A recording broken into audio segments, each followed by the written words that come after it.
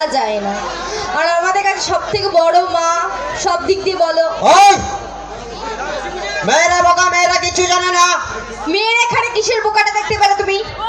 কিসের জন্য দেখলে বলো? সবচেয়ে বড় কে? মা দুর্গা। ভুল।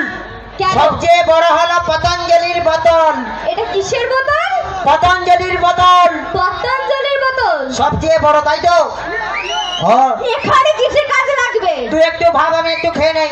এতে ভাবার কি আছে? আমরা মেয়েরা কেন, ছেলেরা তো বিশেষ করবে না, ওইদিকে তাকানো যাবে না।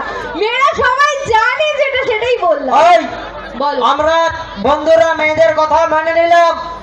তোর মা দুর্গা বড়। তোর মা দুর্গা যদি বড় হলো, বল মা দুর্গার মাথার উপরে শিব ছিল কেন? বল। ঠিক আছে, তোমাদের কথা মতো শিব বড়। আমরা মেয়েদের কথা মেনে নিলাম, আমরা ছেলেরা মেনে নিলাম শিব বড়। তোর শিব যদি বড় হলো, বল আমার বন্ধুদের ভয়ে কেন সেই শিব পর্বত পাহাড়ের মধ্যে লুকিয়ে ছিল? বল। ঠিক আছে, তোমাদের বন্ধুদের বা তোমার কথা মতো পর্বত পাহাড় বড়। আমরা বন্ধুরা মেনে নিলাম মেয়েদের কথা, পর্বত বড়। সেই তোর পর্বত যদি বড় হলো, বল সেই পর্বত কেন হনুমান হাতে করে নিয়ে গেছিল? বল। ঠিক আছে, তোমাদের কথা মতো হনুমান বড়। মেয়েদের কথা আমরা মেনে নিলাম, হনুমান বড়। তোর হনুমান যদি বড় হলো, রামের সামনে কেন হাত জড়সড় করে বসেছিল?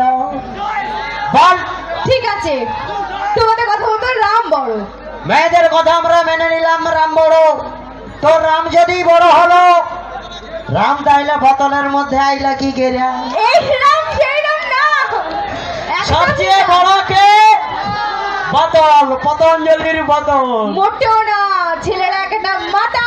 এই একটা বাজে কথা বলবো না। আমরা ছেলেরা যখন বিপদে পড়ি, পতঞ্জলির দোকানে গিয়ে বলে একটু দাও, খেয়ে নিয়ে স্মরণ করলে উদ্ধার পেয়ে যায়।